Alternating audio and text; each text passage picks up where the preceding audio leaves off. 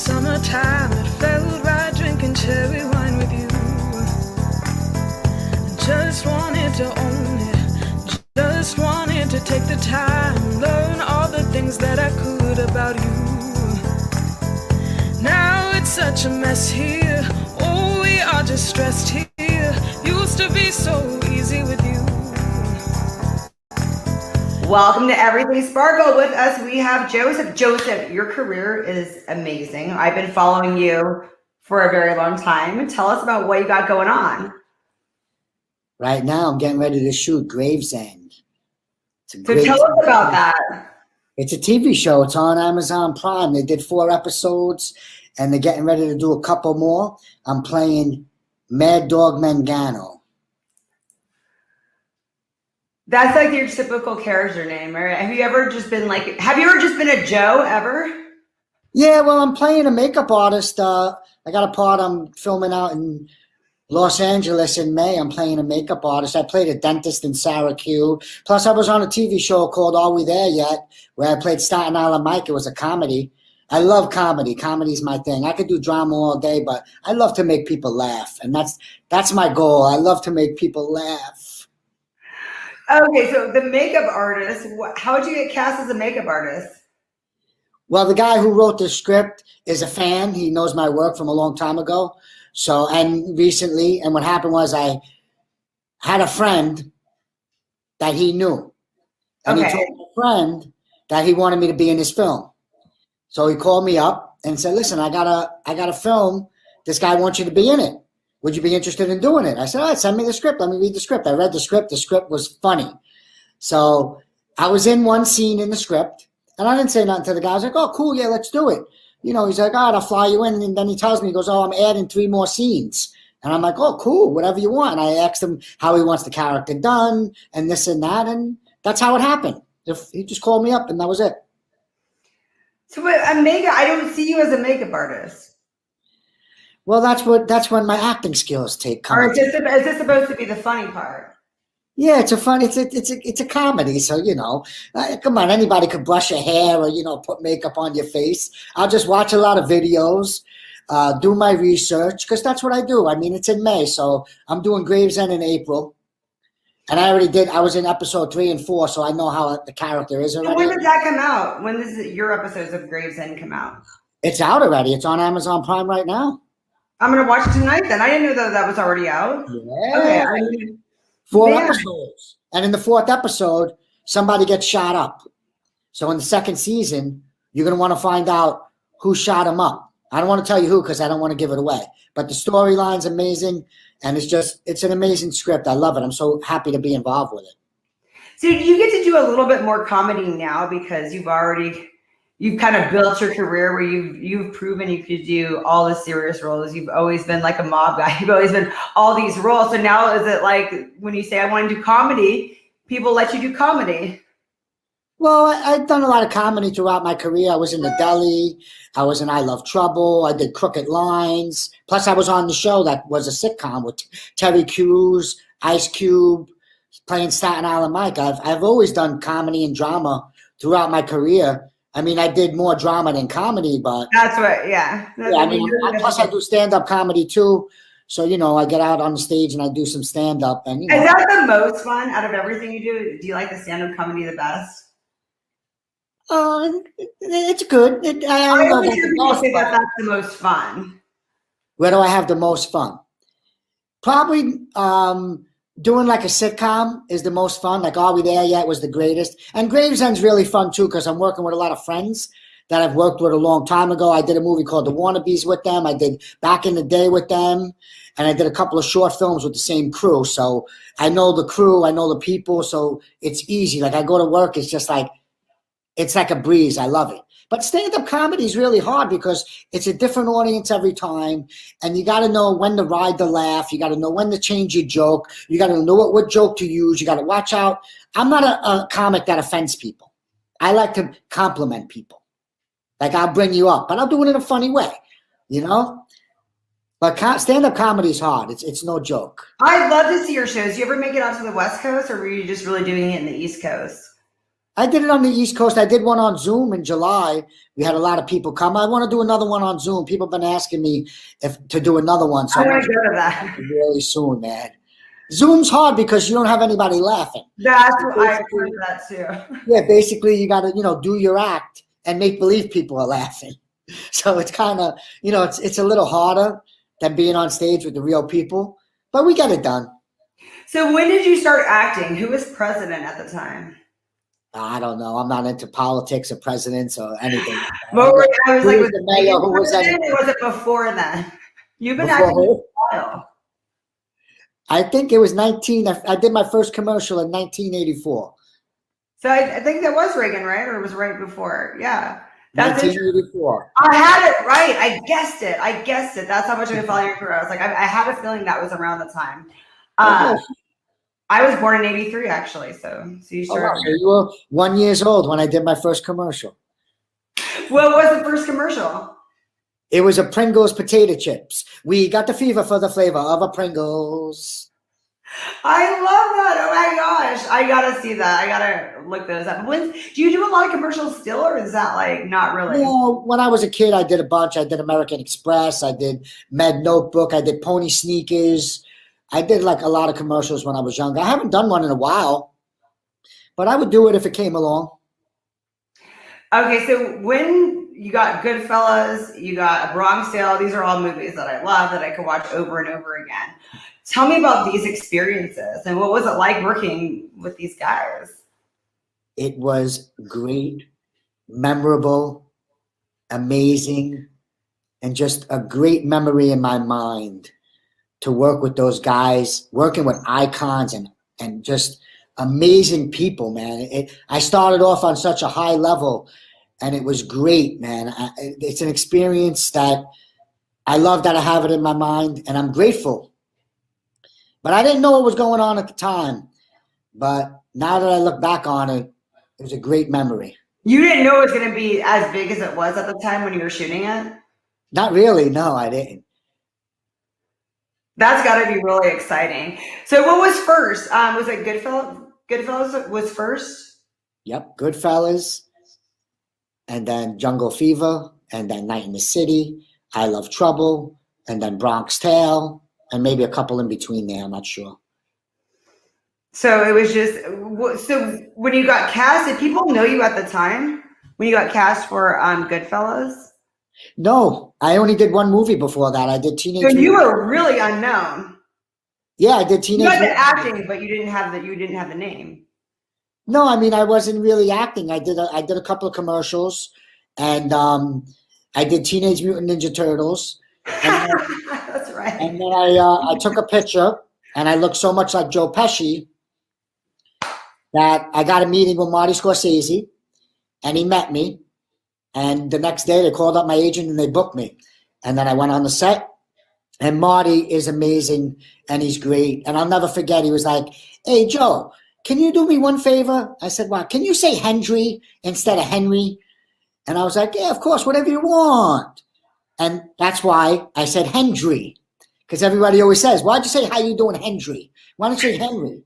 But when Joe talked, Joe had an accent, a Bronx accent. So when Joe Pesci talked, it came out Hendry. What's your accent? Me, I'm Brooklyn, New York. Okay. So I know there's a very big difference when you were there, the different. Yeah. To the rest of us, it sounds a little bit the same. That's crazy. So that you just all of a sudden became Pesci overnight. Yeah. It was a blessing. It was a great experience. And what was it like working with De Niro? Oh, it was amazing. I worked with him 4 times. We did Goodfellas, then we did Night in the City, and then we did Bronx Tale, which he directed me in. I wasn't in any scenes with him in the Bronx Tale, but he directed me. But then Analize That, I worked with him again, and he threw me off a roof and hung me from a roof, and that was a great experience. He's amazing. I learned so much from him.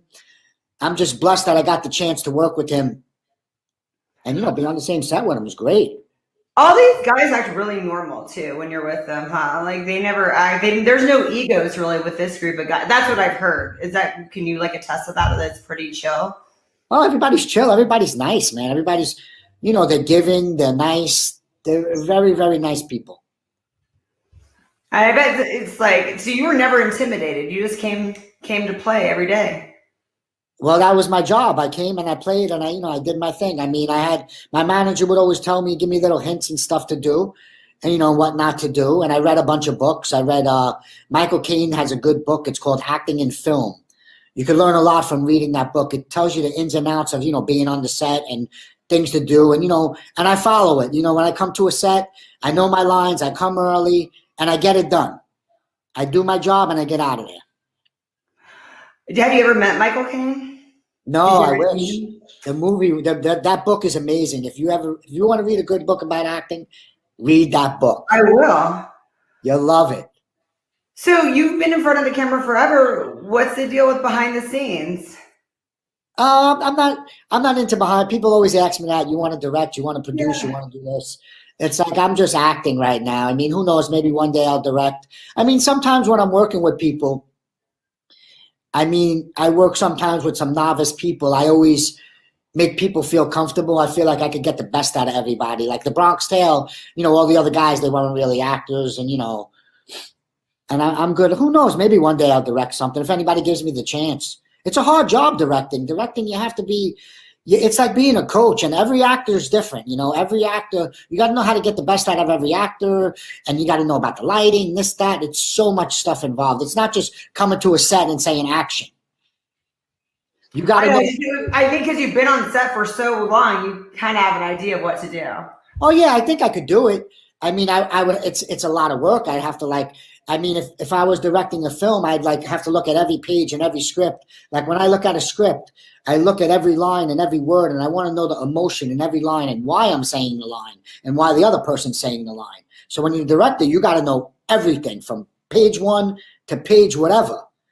So if an actor comes to the set and he says a line and he's saying it sad, but he's supposed to be saying it angry, you got to make sure to tell the actor. But you got to make sure to tell him in a way that you're not insulting him. That's got to be hard. Yeah, because actors are very, very gentle people sometimes. I noticed that. And if you say the wrong thing, it'll mess up the whole performance. So you got to learn how to communicate with people. Do you notice a difference working with East Coast actors and West Coast actors? Is there a big difference? No, not really. No. Most of them, everybody's a giving actor. Everybody's great. And what about writing? Did you ever think about writing? Because when you did stand-up, didn't you write your own bits? Yeah, I wrote most of it. I wrote some of it. Some people gave me some jokes. I wrote a couple of scripts, but right now I'm not ready to make them, but one day I will.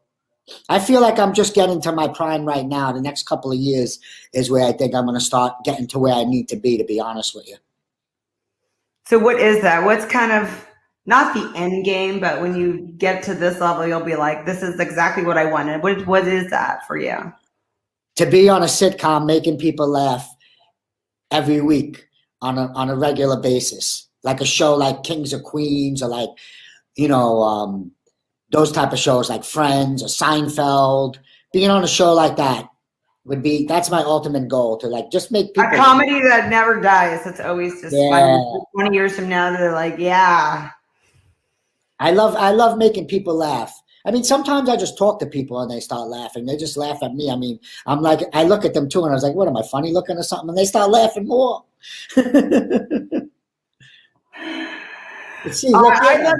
I'd love to see what you come up with next. I mean, I feel like you've had such a full career. Do you think it's hard sometimes to start so high like you did? Yeah, in a way. I mean, I'm just blessed that I got to start so high, because a lot of times when I go in for parts or I'm doing things, people know my work. And basically, some of them are even like fans. It's like, look at you. You were one when I did my first commercial. A lot of directors I'm working with, they're like, they weren't even born sometimes, some of the movies I was on. And when I meet them, they're like a little like in shock. And, but I'm cool. To me, it's no big deal. I mean, it's just a job. Who cares? You've been in a couple of movies. Who cares? I just try to be a nice human being and come to the set and have a positive attitude and just do what I got to do. Did you ever worry about getting typecast? I mean, I'm typecast in a way. I mean, but but to me, I don't care. As long as I'm getting cash, that's what matters. That's what I would think, just to get a job. Because sometimes people say that, I'm like, well, yeah, but you're always working. Like, Yeah, like just, I mean, 2 months ago or a month ago, I did a Christmas movie. I played Tony the Elf. And of course, he was an angry elf. But I don't mind. I got hired, right? You need an angry elf, you call Joseph D'Onofrio. You need an angry guy. But I think I need to play the father figure. I want to play a father, maybe on a sitcom, like a father. Because I have a daughter, an 18-year-old. She's in college right now. what is she studying? She's going to be a nurse and a doctor, maybe. She wants to be a nurse, but she's going to keep going to school and maybe be a doctor one day. I got some brains in the family, right, Jess? Yeah, she just got her report. She got a 4.0 GPA. She got all A's. It's great. Did you go to college? No. You started acting like right away, huh? That was Well, it. what happened was I got accepted to St. Francis College. Oh, that's good. And then I got the part in Goodfellas.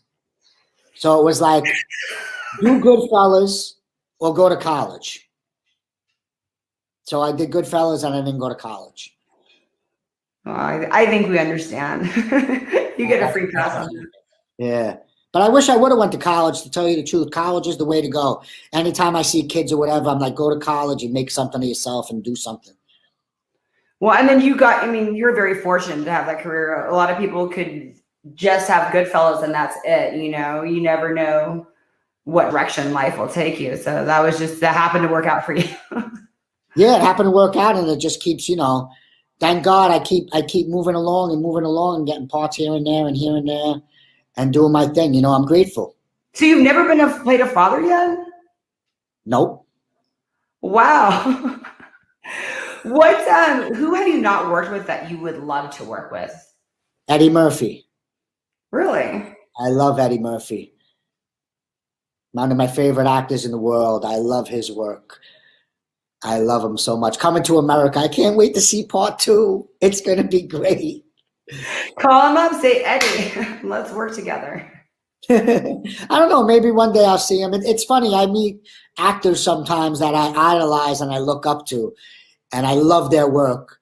But I try not to really be so starstruck.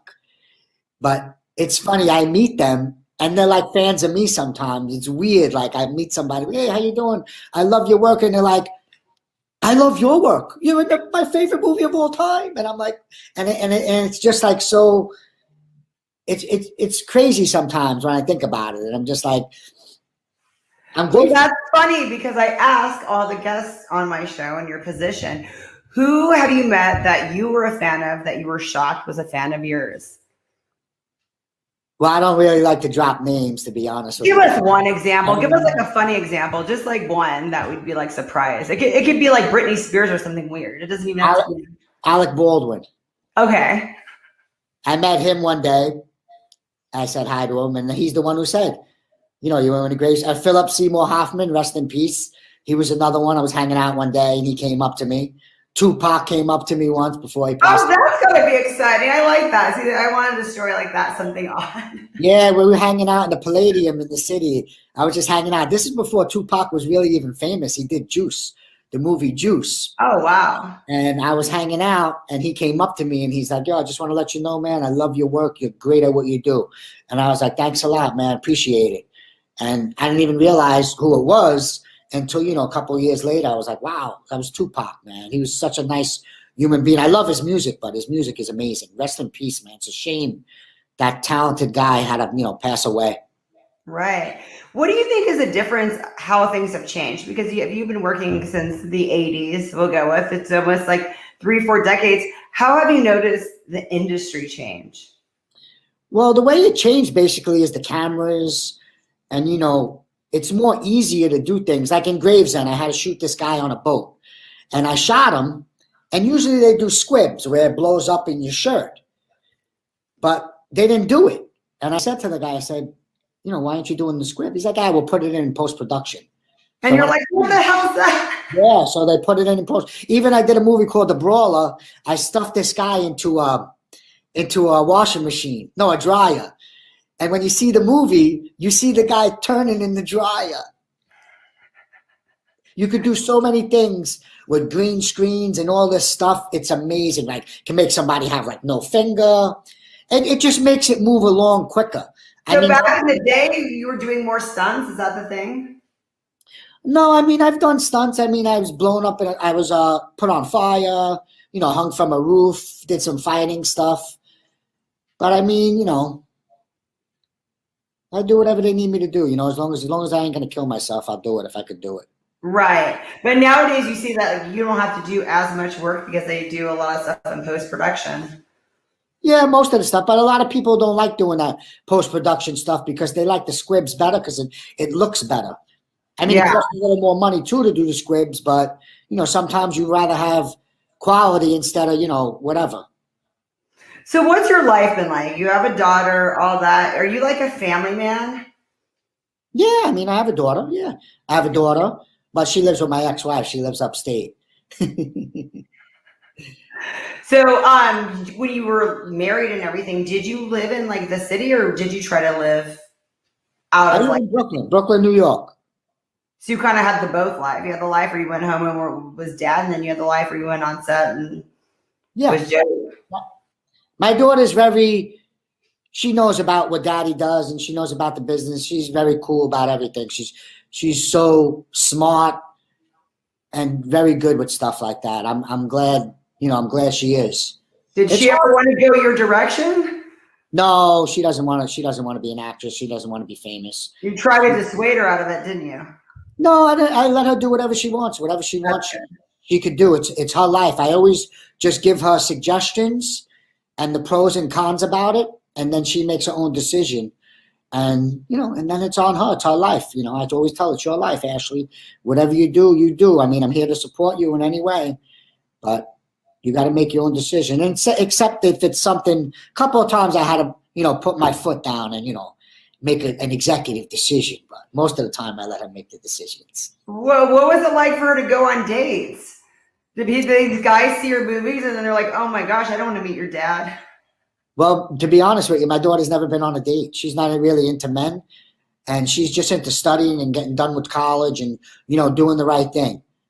Oh, Joseph, you scared them off already. You scared them off. You know what it is? I told my daughter her whole life. I said, you got to be careful with your heart. The wrong friend and the wrong boyfriend will ruin your life forever. That's very true. I tell her, I said, be careful with your heart because you get your heart broke, it could ruin you. Because that feeling of pain, it could ruin everything. So I guess she's a little leery about meeting men, Well, it seems like you did a good job that you've gotten a well-rounded daughter. Yeah, she's pretty cool. Yeah, I like that too. Yeah. Yeah, she's smart. She did a paper once when she was like 15 of how to learn from other people's mistakes. I thought that was cool. And she didn't even tell me about it. It was weird. I went to parent-teacher night because I always go to those things. And the teacher was like, oh, did you read Ashley's paper she did for the school paper? And I was like, no, I didn't even know she did a paper. Like, oh, yeah, it was the front page. And I was like, what was it about? They're like, oh, how to learn from other people's mistakes. And I said, Ashley, why don't you tell me about this? She was like, Dad, it's no big deal. I said, all right, let me see it later. But she never showed it to me. Oh my God. So tonight I'm going to watch the series, episode 3 and 4. What else is coming on for this year? Because you're pretty set. You have a lot of different things going in a lot of different directions this year. Well, the birthday cake with Val Kilmer, Vinnie Pastore, Nikki Vagaloni, Frank Vagaloni, Lorraine Bracco, Erin McGregor, Tony Mangano. And then I got the Christmas movie, Christmas vs. the Walters, Dean Winters, Jack McGee, Al Lenya, Bruce Dern, produced by Rob Simmons. Then we got The Wrong Path with C. Thomas Howell, that Judy San Roman. Then we got 3 Days Rising, which is a werewolf movie with Mickey Rourke and Peter Green. Oh my God, Peter Green. A werewolf movie? What? Yeah. It's going to be great. And You've never done that, have you? This is like a new thing for you. Is it like supposed to be a horror movie or is it comedy? No, it's a horror. It's a horror movie. It's based on a book. Poe, what's that? Edgar Poe? Edgar Allan Poe, okay. It's based on a book that he did about back in the day when they had the vampires and the other people, and Ice-T has his own crew of like vampires, and Mickey Rourke has his crew of vampires, and they like fight each other and stuff. And it's a great. That's gonna be so exciting. Okay, so what have you filmed? You already filmed the Christmas movie. Are you filming Christmas more movies stuff? filmed. The 3 Days Rising is filmed. All the ones I just said are filmed. They're all in the can, ready to go. They're all going. And yeah, then we got, let's see, I'm just looking through the list. Yeah, basically, yeah. Then, you got a couple that are coming on like Amazon Prime. You got like Sarah Q. Made in Chinatown's another one. Made in Chinatown was good. It was like the gangsters meet the Chinese guys, and the Chinese guy wants to marry the gangster's daughter. It's funny. Tony Darrow, Vinny Pastore, Paul Borghese. Oh my God, it's so funny. I can't wait to see this. But I'm really excited about the Gravesend because, like I said, it's about Gravesend, and I grew up in Gravesend. So basically, it's about me growing up in Brooklyn. So I'm getting to relive my childhood because I'm seeing all the things that are going on. And my buddy, William DeMeo, wrote it, and he's directing it. And it's just a pleasure to be working with people that I grew up with. And it's just like, it's awesome. I can't wait. He called me the other day. He said, I need you in Florida in April. So I can't wait to figure it out and go down. Did you really grow up with a lot of people you're working with currently? Is that something that kind of happens in Brooklyn? Yeah, some people, yeah. I grew up with like Al Lina, William DeMeo. That's about it, really. That's pretty cool. But I mean, a lot of the guys I work with, but like Louis Veneria, I'm always working with. I did a movie with him. I did a couple, Paul Borghese. I always work with the same people like on things because what happens is, they hire me and then I see the script and I see parts that I think my friends will be right for and I'll recommend them. Or they'll get a script and they'll see things that I'm right for and they'll recommend me because basically I want to work with people I know that are going to get the job done. Oh yeah, and then it's like it gets easy because it's all like a synergy when you get on set and nobody's going like you're like yeah, because everybody. You get to the set and everybody you're working with. They're professional. They know their lines. They come to the set. They know not to block you. They don't upstage you. They respect your work. Have you mentored a lot of the kids on set? Because I know there's been a lot. I know on the Bronx Tales, there's been headlines about the kids on that set. What were they like as kids? Did you mentor them? No, not really. I mean, I just came to work and did my thing on that. But I mean, whenever I'm on set and I see kids, I always tell kids, like I told you about my daughter, I always tell them that thing about the wrong friend and the wrong boyfriend or girlfriend. You just tell them like that. You just talk to them like, hey, That's my go-to line with kids. Like kids will come up to me, oh, wow, I love your work, man. You're great. Oh, can I take a picture or whatever? And I'm like, you want a picture? How you doing in school? And then I talk to them about school. Oh, good. School's important. I try to let them know, what's important. Because sometimes you could get off track. Right. And sometimes you don't want to listen to your parents because your parents are like, when you hear it from somebody else. And it's funny, every time I talk to a kid and their parents are there, the parents are like, see, I told you, Joe agrees with me. That would throw me off so much. I'm like, let me take a picture. Like, hey, how are you in school? What are you doing with your life? I'd be like, well, that's what happens sometimes, and they're like, "Oh, school's okay," and I'm like, "Oh yeah, so what's going on? What are you studying? What do you want to be?" And most of the time, they're like, "Oh, I don't know what I want to be." I'm like, "Well, you should try to figure it out so your parents don't waste money when they send you to college. If you know what you want to be, then it's easier for them. You don't want to go to college and not know what you want to do." So did they ever call you for advice outside of work? Because like you said, you have your group of friends that you work with over and over again. Did any of these kids like call you a couple of years later and say, hey, Joey, what's up? Or is it kind of like that or not so much like that? No, people call me all the time. People inbox me, they DM me, they inbox me on Facebook, Instagram. You're so good at getting back to people, by the way. I always get back to people. You're being so busy. You have like 1 million followers. You're so busy. That's probably why people love you. You're so down to earth like that. Well, what it is? They like me. I'm grateful that people are inboxing me. They like me. I mean, if somebody sends something weird or something, of course, I'm going to block them and, tell them, to please be kind or something like that. But most of it's positive stuff. I mean, I help a lot of people and they help me. It's great to have friends. The more friends you got, the better. Yeah, sometimes you never know. Did that ever happen to you where you ran into somebody and they became something and you were like, wow, like maybe somebody you worked with that was like their first movie, but now they've blown up kind of. You don't have to give names. Yeah, tons. You make a lot of connections with social media. It's like, look, the film I'm doing in LA, I mean, there was a guy, he was on Facebook and Instagram. I started following him. I started liking his pictures, commenting. He started doing the back to me, back and forth. And the next thing you know, now I'm doing a film with him 2 years later. Even another guy a couple of people I followed, I'm working with them. Is that weird how when you started in the 80s, I'm not trying to say you're old, Joey, but just like how things have gone, like how you can do that now. You didn't have, that was not anything like that back in the 80s and the 90s. We didn't have Instagram and Facebook and yeah, it was different back then, you know. Now with social media, it's crazy. Social media. We're gonna follow your Instagram. This is your new one now, right? What happened to your old one? You said I lost the email. Oh man, you got to start over. It don't matter. I had it a month already. To me, it's not. I'm not even worried about it. To me, you know, social media is social media. It's fun. You know, you share your stuff. People see your stuff, and you know, people get excited when they see it. And I get excited when people like all my stuff. I'm very grateful. Is that the best place to follow you? Is Instagram and then your Facebook page? Well, mostly Instagram. I do official Joseph D'Onofrio. Facebook, I'm on, but not as much. I like Instagram better. Instagram's better. I mean, I got a page on Facebook.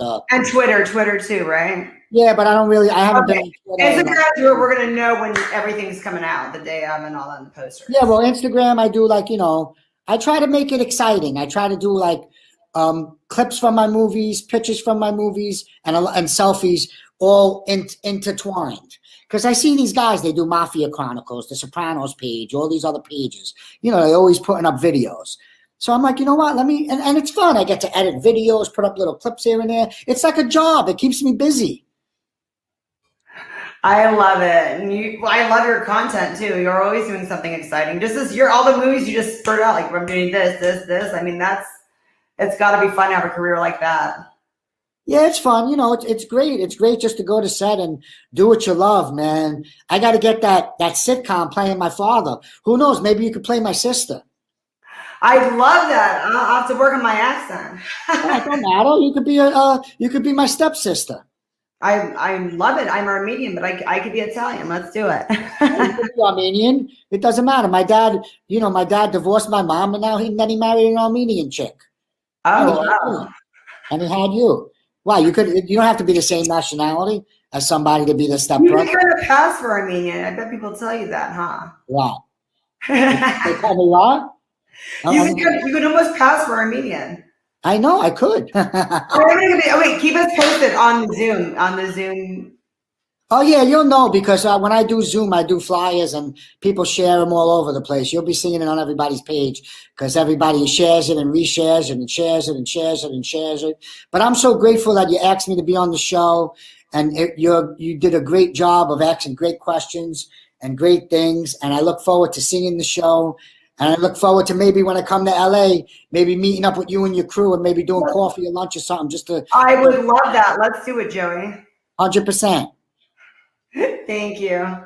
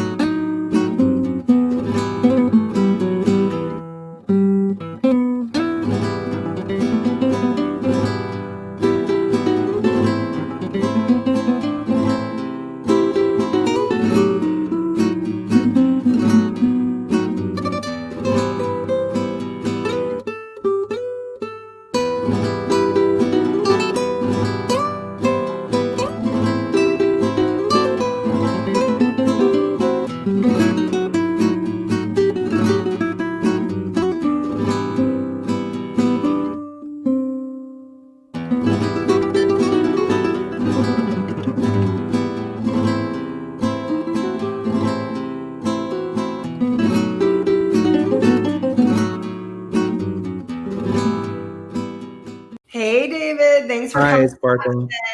Thank you. Absolutely. Okay, so there's always so many questions and so complex. We could have you for 2 hours. I know, right?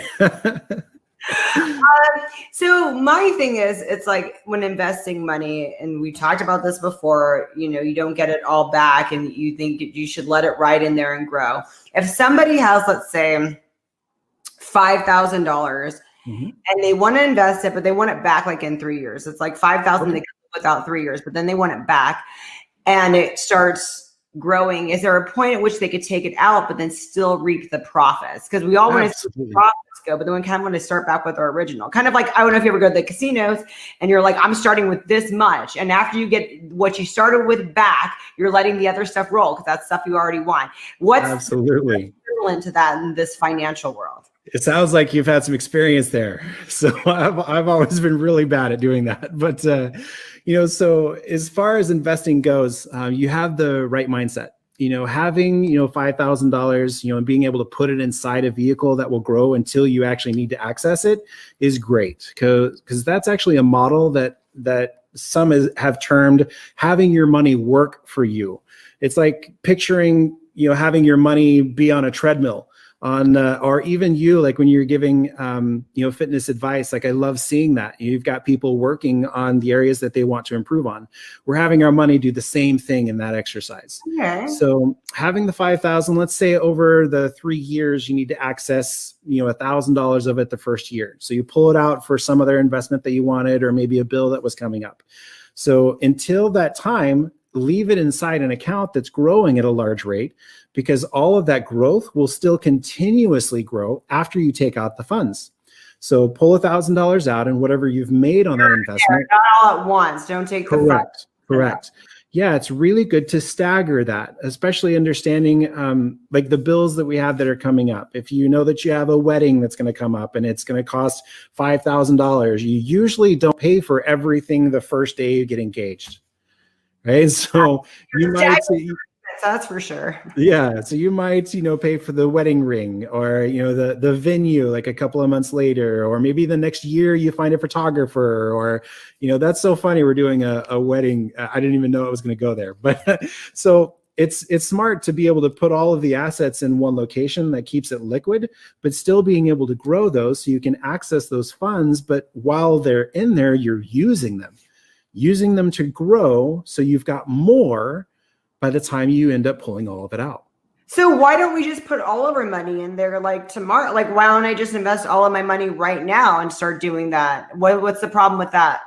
Yep, that is definitely a loaded question. If we're talking about specific accounts, for sure, like you would want to see what their risk tolerance is. Again, if you're okay with investing some of that and realizing you won't get any back, then there's a possibility that you can have a large return depending on what the stock market is doing. As long as the stocks go up, you make money.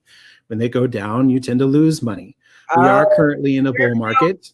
Spot for me to put it all in and get some of it back. I thought with the fixed or income, what did you say it was? Yeah, so sometimes inside fixed accounts, like if you're talking about an annuity, those accounts sometimes will lock your assets up.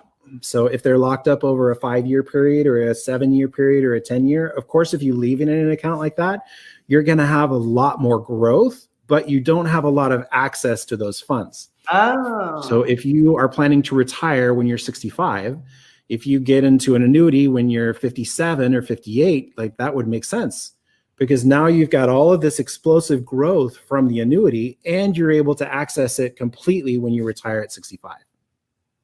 Okay, but I can't invest everything I have today for the most part. Like, let's say I leave 1,000 to live off of it and I also get my income. That would not be a smart decision because I may not get all that back. Absolutely. And sometimes we'll find advisors that will say the contrary, but just make sure we're reading the fine prints on policies. We also do policy reviews at befinanciallyinformed.com. So you can submit a policy. We'll review it for you for free, just to, ask questions so you can go back to the advisor that's giving you that and, make sure you have all of the information to decide if it's going to be right for you. Sometimes individual banks that you're working with will allow you to put in inside like that $5,000 we were talking about and have access to it whenever you would choose. Some of them have like a year saying, hey, within the first year, you need to leave it here, and then you can access it, at certain levels after that. But So that's why good questions. you're saying just whatever we can afford to live without for a while. Exactly. But I used to Exactly. be getting all of my $5,000 back, and I could pull some out here. Yeah. And if you do that, like the staggered way, you'll actually have your money be working for you more than if it was just sitting stagnant inside a savings account. I said, why not do it? Why not just take the whole chunk? So you could end up taking the whole chunk and putting inside there, as long as you're okay with not having access to that right away. So if you're like saving for that wedding that's going to be a year away, knowing that it would be inside that count completely growing, and then when you needed it, you could pull it out. Some like you want to read that, or you think, why are you saying no? I want to know what the risk is in that. So the risk of putting everything that you have inside certain accounts, like there's going to be a surrender period. Like for a traditional IRA, like for example, if you're setting it up through a bank, they usually say that you can put your assets in at this time, and then at a different time, at an anniversary date during that year, you can pull it out with any surrender charges. So sometimes they'll put on like an 8% or a 6% surrender charge on those assets. Yeah, so that you want to be careful of that. If people are interested where you're growing it, not to actually be in debt. I'm sorry? You helps me with that, right? So because like I thought that was the whole point of putting it in there, was to grow those percentages, not lose money. But you're saying exactly. Yeah. So why the companies do that is because they're investing that money themselves. So the reason they're able to actually give you a return is because they're investing them on your behalf to make that up.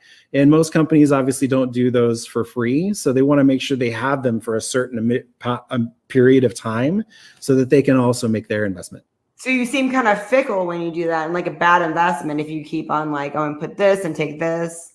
That's why they do that, right? Yeah, like there are other things that you can invest in. Like there are apps that you can use today if you're wanting to, have liquid assets. Like you put your money into a certain stock, for example, and you want to see how the stock does, and then you can pull it out. But just keep in mind, like your risk tolerance. If you have to have that money, you might not get it out. Exactly. Or when you want to, you're saying. Yeah, when you want to, you can pull it out.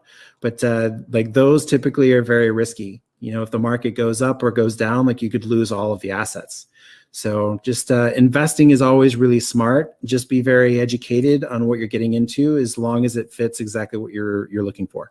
Does anyone ever give you all of their money and say, we want you to, I know you said people can't pull it out of they can't physically give it to you, but do people ever say, I want to invest this, and just you make a decision, you see what stocks are up and you put it in there? Do you do that for people when they're just like, you deal with it, I don't know anything about stocks? Yeah, I actually don't deal anything with the stocks portion of it. Like it's not something that I do specifically. We usually will refer that business to someone who is more reputable in that area, because our lane is more of the retirement investment cycles instead of the immediate stock cycles. So good question. Thank you so much, David. We're gonna definitely keep up with what you're doing. Do you put on your Facebook a lot, the different? Yeah, I'll post on Facebook for sure. Some of the accounts that are there and some things that are relevant and questions that we receive. So it'd be great, if you want to follow and see whatever you'd like to. A Facebook page, or do you have a separate page for your finances? No, it's actually just, I don't really do a lot of stuff for my personal. So it's pretty much all the financial stuff on the page that I have. So it's just David Foxx. Look for me. Stalking your Facebook page. Awesome. Sounds great, Sparkle. Thank you. David.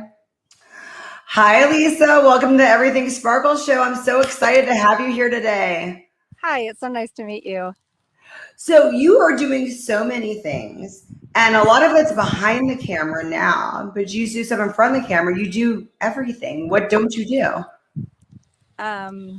I haven't found that out yet. But you're directing, assistant directing. Tell us some of the projects you have going on right now. I have so many exciting projects. The Last of Us, which is actually a video game, they're coming to Oregon on March 19th and 20th, and they'll be filming here on my property. And I will be producer, assistant director, and also I will be one of the scars in the film, and they will be using my horse and one of my dogs. And he's coming all the way from Chicago, Illinois, Tommy Jackson. That is so cool. So tell us about your property. You live in such a beautiful place. I own 30 acres in Oregon. I lost my husband 3 years ago suddenly to pancreatic cancer. And I decided not to leave the property. It was hard, but it's so beautiful here. And I just decided to get up and live my best life and do something great every single day, help people out, be happy. So I'm still on my journey. I don't know where I'm going, but I'm excited to be where I am right now. How long were you married? We were married probably 15 years, but he was always my friend. His dad fished with my dad. They were best friends. So we always knew each other, and we dated for quite a few years before that. Wow, I'm so sorry that happened. I lost an uncle to pancreatic cancer. I know that's very just sad. It's very hard disease. So were you always into the acting scene, or just not until after that happened? Not until after it happened. When he got sick and passed away in 30 days. He was never sick a day in his life. And he told me that I was beautiful and that I could do anything that I wanted to do. He said, don't wait a month. Don't wait a year. He said, go live your dream. And my dream was always to be an actress, and also to always help people. And so when I finally could pick myself up from missing him so much, which today is actually the 3 years anniversary of losing him. And so I just feel like I have angels, and I believe he's one of them, and he guides me. And I get up in the mornings and I don't think about what's in front of me. I just go through my day, and I have so many blessings and so many exciting things happen for me that it's incredible. I'm so blessed, and I am actually living my dream for the first time, and actually learning how to be alone for the first time in my life. So it's pretty exciting. So what did you do? You're like, okay, I want to be an actress now. What was like a step that you took? I just started taking some acting lessons, and I really enjoyed it, and it came easy to me. I mean, sometimes it's hard to remember things, the lines, but I'm getting pretty good at it. And I think I've nailed every audition except maybe 2 so far. So you got the acting, but how did you get the connections to be? Because I mean, you're not even just acting anymore. You're doing a lot of behind the scenes. You're doing the hard stuff. And I just talked to an actor that's been doing this for years, and he's just like, oh my gosh, I can't imagine directing. There's just so much work. So how did you get into just all these intricate parts? I auditioned for Rod Smith's Distortion movie. Okay. And my first audition, I didn't hear back. So I messaged him. I'm like, is it okay if I try again? I can do better. He's like, sure, absolutely. So I auditioned again, and I got a phone call that day. And I'm like, yay, I got it. But no, it was actually the opposite. He's like, you're still so new. He's like, you have charisma, and I really like you. He goes, but there's so many people auditioning right now that are so much better than you. And I really listened to all of his advice, and I took it to heart. And then I'm like, okay, well, I'll just keep trying. And he gave me some tips. And then a couple days later, he's like, how would you like to be my assistant director for Distortion? You come help me, and I'll teach you everything I can, and you learn as much as you can. And these are like A-lister actors that's going to be in this movie that I'm going to meet in New Mexico the end of March, the 1st of April. And I'm just ecstatic. I'm going to learn everything. I'm going to do as much as possible. I'm just so excited to be where I am. That's so incredible. Wow. I mean, what a great guy to tell you that. Yeah, he was great. At first, it was like, because I'm listening to him, he's like, you're just not good enough. And I'm like, okay, it was hard words to hear because I've tried so hard. But then I'm like, I mean, he was so kind and generous. And I mean, even now, he just calls me, I call him, we talk. he's just a great person and so helpful. I can't believe that I consider him a friend. Well, it's good to even hear that. So many times they don't tell us what's wrong with us. They're just like, we don't want you. You have no idea why. Yeah, exactly. And It's good to get feedback. That helps you. yeah, and he was right. I mean, I see other actresses, and all I can do is learn from them. And with me being able to be there on set, it's going to be incredible. Wow. So tell us about the other things you have going on. So you're going to do the filming on your property. That's coming up soon, That's right? coming up March 19th. And And sorry, how that came about was I was just reading some casting calls, and I saw Tommy's friend had casted something that they were looking for property in Oregon. And I'm like, wow, here this is on my plate. It's just handed to me. And so I emailed him and he's like, can you call me? I'm like, yeah. And so I called him and I took pictures and I sent him pictures and he was very excited. He's like, it's absolutely perfect. My dream. He's like, you have everything I need. Can I come there? And I'm like, absolutely. He's like, can you help me? I'm like, yes. And so he gave me a producer, assistant director. I actually got to cast 7 people. what was that like? It was fun.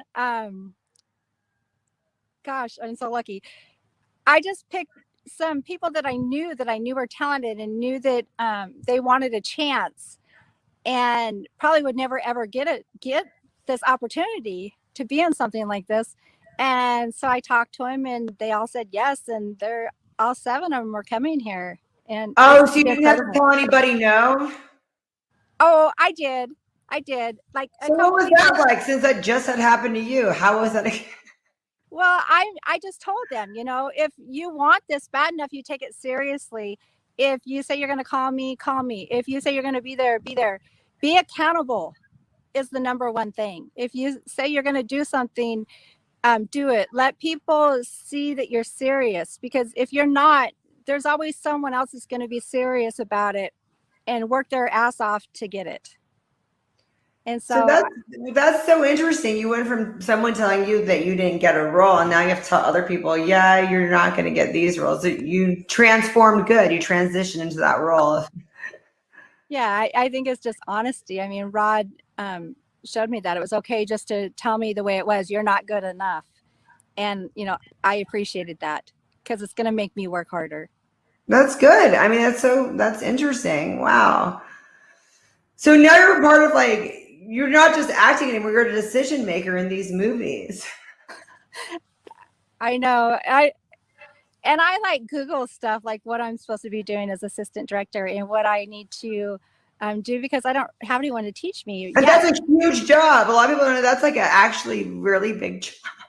Yeah. And he's like, I need a fire. And I'm like, where would you like the fire pit? He's like, well, I can just make fake fire if that's easier. I'm like, are you serious? I'm like, I have 30 acres. I have all the firewood we ever need. Tell me what kind of fire you want, where you want it located at, and I will build it and it'll be ready when you get here. And so he told me that. So I'm going to work on that. He wants like a fire pit by the creek. So I'm going to get that all put together for him. And he's like, any chance you have a horse? I'm like, I do. He's like, oh my gosh, that's my dream, because 2 of the characters ride into town on a horse. And I'm like, I can make that happen. So you and your husband were ranchers. You guys have all this property. And when he passed away, you were going to sell it because that's a lot of work, right? Yes. And not only that, but I didn't want to be here without him. I downsized a lot of our animals, and we weren't ranchers. We were kind of everything. We had a dory boat and we fished. We were fishermen. He was a logger. I'm an EMT. I've always worked in the medical field. We just both loved animals, but I couldn't do it all by myself. And so I laid in bed for quite a while, and because I couldn't do it and I didn't want to get up, I didn't want to face it. And I'm like, okay, I would cry for him just to come take me with him. And then one day I realized, after I had bed sores on my hips, he's not going to come take me with him. But he's with me here on this property every day. And I feel that in the sunshine and when it's raining and the the sky just opens up and I know he's still here. And so So you're happy. I'm going to do everything I can to keep it. I'm not. You happy you made the decision to stay there now? Absolutely. I spread his ashes on this 30 acres. And so he's kind of like everywhere I walk. So do you have like people that help you out? No. My son's 21. He moved to the city last November. That's what I mean. That was the first time I was ever really alone here. And I was scared for a few days. Well, a little while. I don't have straight lamps and stuff like that, but I do have lots of guns. My husband was a hunter, and I know how to use guns to protect myself if needed from animals or people or whatever. I'm not scared anymore. I always say I'm not scared. I'm prepared. I took some women's self-defense classes. I took Citizens Police Academy, and I learned how to protect myself and how to be alone. And so now I kind of like being alone, and I'm learning who I am for the first time. And I've never known that my whole life. Who am I? You know, I raised my kids. I took care of his mother. She passed away in my living room. I took care of him. I never just focused on me and what I wanted to do. And you know, some people might think it sounds weird, but it's such a common story. A lot of people, your identity is in being a mom and being a wife and being there for other people, that you do like, who am I? What am I, you know, what would I be doing if I wasn't these things? So what are some of the things you discovered during this like self-discovery time? I've discovered so much about myself. I'm funny. I'm energetic. I love hiking. I love anything outdoors. I am never indoors, really. I hate housework. I hate cooking. I feel like I'm my only limit, that if other people can do it, then I can do it if I work hard enough at it.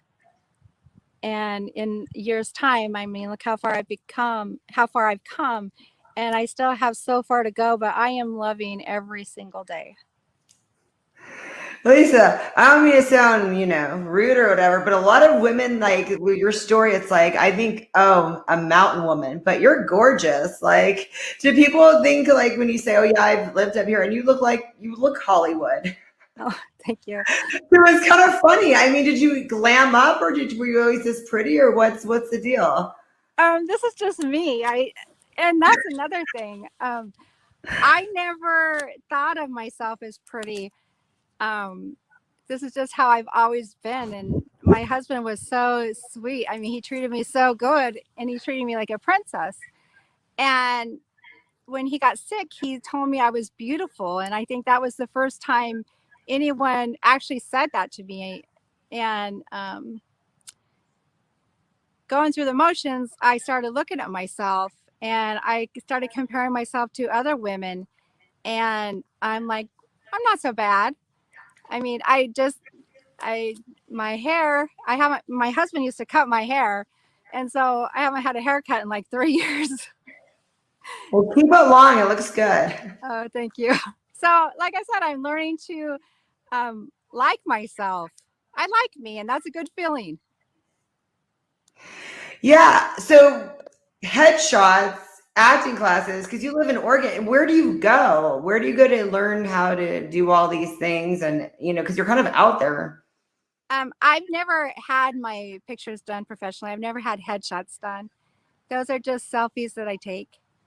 And for acting classes, I've done quite a few on Zoom classes. Barry Papick, he was my first acting coach, and I really enjoyed him, and I learned so much from him. He's just a sweetheart. And I've had a few others. I'm still signed up to take more. There's so much to learn, and everyone has a different perspective on how to do things, and everyone does things differently. And if I can just take a little bit from everyone I meet, I'll be fine. So what's your network like? It seems like you have a lot of stuff going on this month or whatever, but do you have a network of actors in your town, or is this kind of all online? No, it's all online. I don't know any actors in Oregon, period. I mean, it's good that we have this lifestyle now that we can just click. So this is going to be a fun experience because now they're coming to you. Exactly. And I just plan on giving back and raising up as many people as I can, helping them however I can, letting them know that never give up on your dream. It's never too late. You can do it. You know, just try. And if you fail, get back up. Never stop trying. What does your son think about all of this? He's so funny. He's like, he, I think in a way he thinks that it's not really true. And I show him things and he's like, I think he's speechless, really. He's really proud of me. And he always tells me how proud of um, me that he is. And I try to get him involved and he's shy. I used to be shy. I'm still kind of shy. And I hope to get him involved because I think he'd be great at it because he's so pure and kind and he's pretty proud of me, pretty surprised. It happened so fast. I don't even know some days. I just wake up, I'm like, I'm not even going to think about it. I'm just going to go through my day and see what is put on my plate today. So you're acting as well in the project that's on your property, right? You said you're Yes. acting in it. So what's your role?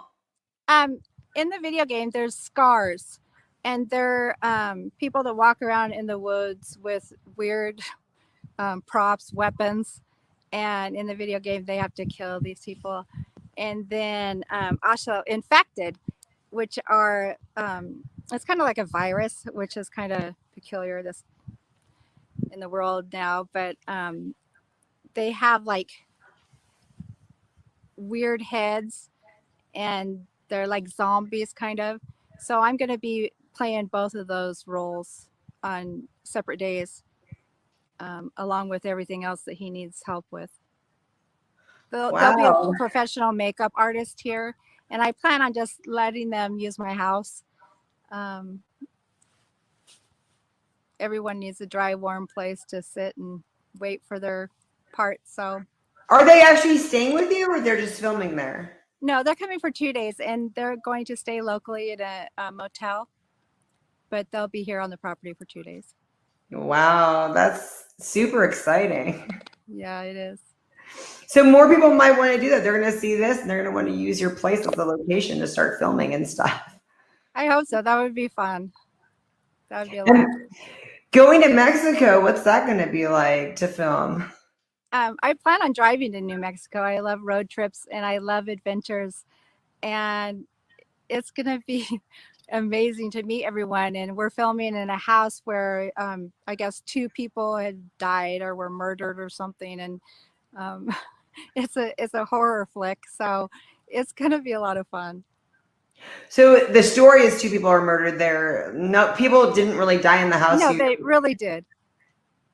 In the house that we're using to film in. Oh my gosh, you're like, you really, you don't go, you go big when you go for these adventures, Lisa. I don't choose them. It seems like they've been choosing me. And then another one I'm so excited about is Killing My Obsessions.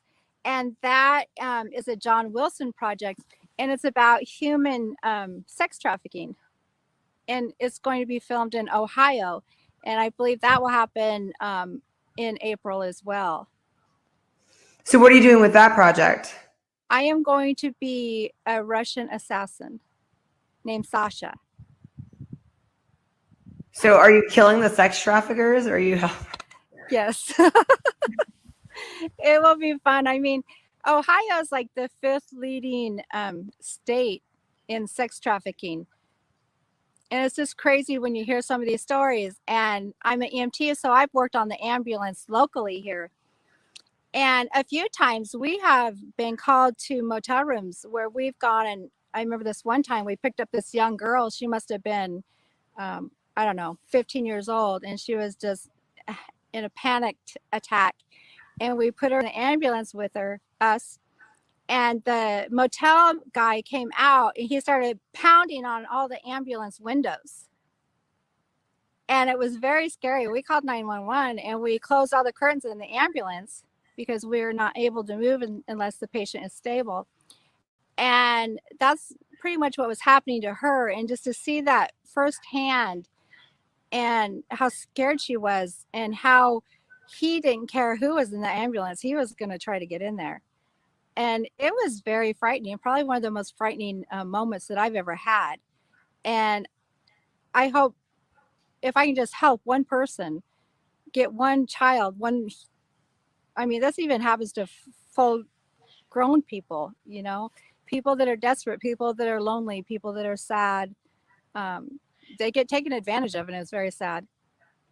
Wow. That's such a terrifying story. Do you ever know what happened to that girl? We usually don't find out. We just transfer them to the hospital, and then we usually never find out. Are you still an EMT or are you retired? No, I'm an EMT. I'm a nationally certified EMT, and I actually started my own business, which is Set Medic and COVID Screener. And I got trained in COVID screening. I have my own equipment. And I'm going to be in Ciro DiPaggio's Mob King. And I'll be traveling to Florida, and I'll be his Set Medic. And then at the end of Mob King, I will be in the dinner scene. So he gave me a little part of that movie. Nice. You know, all dressed up for the dinner scene. I have no idea yet. I hope so. That is so cool. So you actually made your day job into your dream job. You transferred over to do the Set Medic. That's really awesome. Yeah, I saw there was such a need for it. And I saw agencies were charging up to $60 an hour. And I see people wanting to get back to work. Right. And I want to help them get back to work. So my fees are like $15, $20 an hour, the same that I would make regular wage. But I just don't like when people get taken advantage of. That's really, I've heard that there was a need too. I know that some people in LA said that that had a job similarly created what you did to do the Set Medic for that. And they were looking to hire more because they just said it was so busy with the COVID screening. Yes. And it's very important. To get everyone back to work safely. And everyone wants to return to work safely. So it's not a hard job. It's not like you have to go in there and babysit people. People want to be safe. People want to be protected. And so you just have to set up guidelines for them to follow just in case they're not aware of the protocols. So it's a great job to have. So do you have representation yet, or are you just representing yourself in the acting scene? I am just representing myself. I have been contacted by some managers, and I don't know. I guess if I knew exactly what direction that I was going to take, I would consider that. But right now, I'm just having fun in so many different roles and projects, and I don't want to limit myself to one. So you sent me this really nice quote this morning. Let me see. What that you were sent, right? Somebody sent this to you? Yes. So you said March is International Women's Month, and it was, I salute powerful women representing International Women's Month. She keeps shining, and God bless you. So who is the lady that said that to you? She's just a friend on Facebook, and I was so touched that she would even reach out and make a comment to me like that.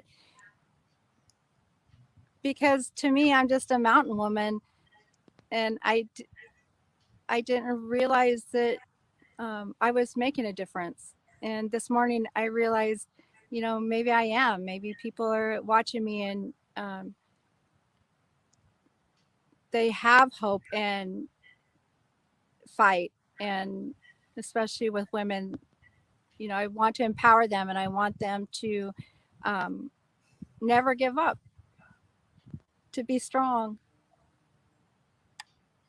Well, I definitely see you doing that. It seems like you're just going full force and you're not slowing down for anybody. I'm honestly not, because Gosh, I'm just speechless most of the time because I've had so many amazing opportunities and I've met so many amazing people. And I don't even know what I ever did to deserve this life after losing everything, losing the love of my life, being alone, starting at rock bottom. And all of a sudden in a year, here I am. And I just go for it. And I just keep praying and keep counting my blessings and keep thanking God. And I'm excited to get up every morning, and that feels good. Do you think you'll ever date again? How's that gonna, or you don't really think about it? I don't really think about it. I obviously a lot of people talk to me about it, and I'm honest with them. I'm learning to like myself. I'm learning to know who I am. I'm not ready, and everyone understands, and everyone still decides to be my friend. I don't want to date. I don't want to do hookups. I just put it out there. I'm not interested. And I just leave it at that. Well, you have such a career going now. I mean, I don't know if you'll even have time to date at this point. I know. And then, I mean, I don't even know who I would date, who would be comparable to, not that I would compare them to my husband, but he was the love of my life, you know? And I can't even imagine the kind of guy that would walk into my life and sweep me off my feet again. I've had the love of my life. Now I want to have my life, my dream life. I want to live my dream now. I love that. Thank you so much for coming on my show, Lisa. Thank you for having me. You're so beautiful. I hope that we can meet each other one day and work together. You're so much fun. I hope you just keep doing this every day. Just keep on being inspirational and just keep on living your best life, because people will see that and it'll be contagious and we'll all want to go for our dreams. That would be awesome. Felt right in the moment, felt right in the summertime. It felt right drinking cherry wine with you. Just wanted to own it, just wanted to take the time, learn all the things that I could about you. Now it's such a mess here, oh, we are just stressed here. Used to be so easy with you. Now I must confess here, oh, I must confess, dear, don't think I'm in love with you. Winter is coming and I don't know what to do, and there's no more use in running.